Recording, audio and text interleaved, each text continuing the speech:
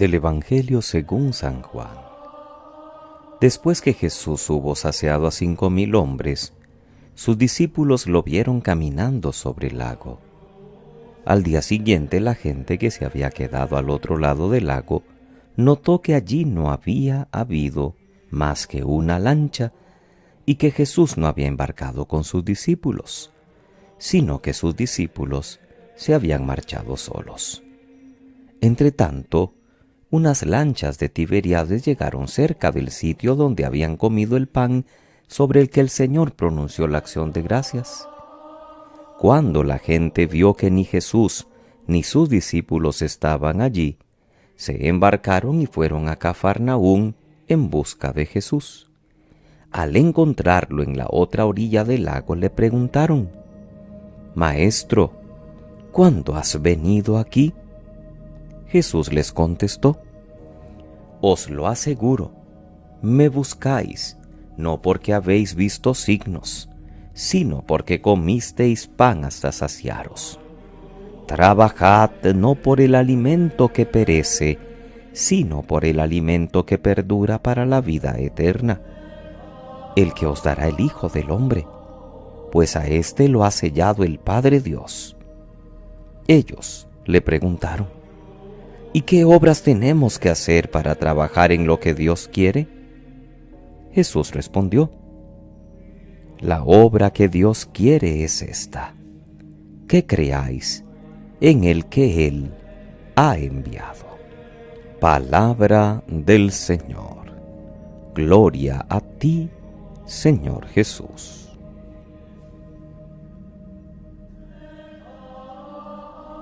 La palabra de este lunes, queridos hermanos, continúa el relato del libro de los Hechos de los Apóstoles en la primera lectura. No solo los apóstoles fueron protagonistas en la primera comunidad. Ya el sábado hablábamos de la elección de los 7 diáconos, y hoy aparece uno de ellos, dando testimonio de Cristo ante el pueblo y las autoridades con la misma valentía y lucidez que Pedro y los demás apóstoles.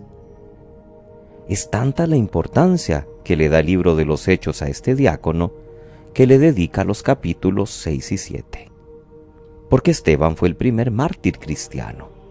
Y por cierto, su fiesta la celebramos cada 26 de diciembre en el ambiente de la Navidad. La manera de pensar y de hablar de Esteban hace que se caldeen, perdonen la expresión, los ánimos incluso de los judíos libertos, que se llamaban así, porque después de haber sido llevados como esclavos fuera de Palestina, habían sido liberados y devueltos, y que en un principio se suponía eran un poco más abiertos que los judíos de Jerusalén. Por eso tenían sinagoga propia.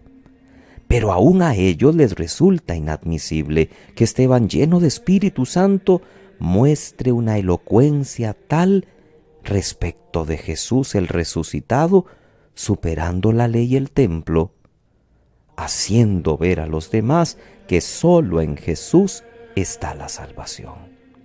Y de allí la acusación contra Esteban. Este habla contra el templo y contra las tradiciones que hemos recibido. Una vez más, las palabras proféticas de Jesús se cumplen. No debemos preocuparnos cuando seamos llevados ante un tribunal, porque será el Espíritu el que nos sugiera lo que tenemos que decir. Y el Evangelio de Juan, siempre en el capítulo 6, nos habla de cómo la gente busca a Jesús, luego de la multiplicación de los panes y el singular prodigio de Jesús caminando por el lago. Pero Jesús les tiene que echar en cara su motivación, su búsqueda superficial. No me buscáis por haber visto signos, sino porque comisteis pan hasta saciaros. Se quedan en el hecho, pero no llegan al mensaje. Casi que como la samaritana en un primer momento que le pedía a Jesús de esa agua para no tener que volver al pozo a sacarla, cuando Jesús le hablaba de un agua completamente diferente. Con sus milagros Jesús quiere que la gente capte su persona, su misterio, su misión. Por eso cuando le preguntan qué tenemos que hacer, la respuesta es clara: que creáis en el que Dios ha enviado. Es admirable que a lo largo del Evangelio podamos ver cómo Jesús, a pesar del poco entendimiento de los oyentes, les va conduciendo con paciencia a la verdadera fe. Yo soy luz, yo soy la vida, yo soy el buen pastor. Aquí, a partir del pan que han comido con gusto, les ayuda a creer en su afirmación: yo soy el pan que da la vida eterna.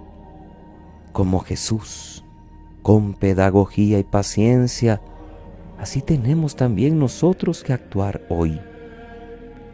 Y tenemos que saciarnos de Cristo, que es el único capaz de llenar plenamente cualquier vacío que haya en nuestra vida. Y al igual que Cristo, debemos ser pacientes con aquellos que quizás no nos entienden el mensaje o no están en toda la capacidad de comprenderlo. No podemos desesperarnos. Tenemos que ir con calma. Buscar a Jesús porque multiplica el pan humano es flojo, pero es un punto de partida. Quizás el hombre de hoy, aunque no tal vez tan conscientemente, busca felicidad, seguridad, vida. Y como la gente de Cafarnaún, andan bastante desconcertados, buscando y no encontrando respuestas al sentido de la vida. Hoy hay buena voluntad de mucha gente. Lo que necesitan es que alguien les ayude. Y ese alguien somos nosotros, los que tenemos que seguir anunciando a Cristo utilizando su misma pedagogía. Paciencia, amor y sencillez. Nosotros, los que celebramos con frecuencia la Eucaristía, ya sabemos distinguir bien entre el pan humano y el pan eucarístico, que es la carne salvadora de Cristo. Esta conciencia nos debe llevar, por ejemplo, a una jornada vivida mucho más decididamente en el seguimiento de ese Cristo Jesús, que es a la vez alimento y maestro de vida. Dejemos que el Señor nos instruya, que el Señor nos corrija con amor y que el Señor nos siga mostrando cuál es el camino que debemos seguir para llegar hasta Él.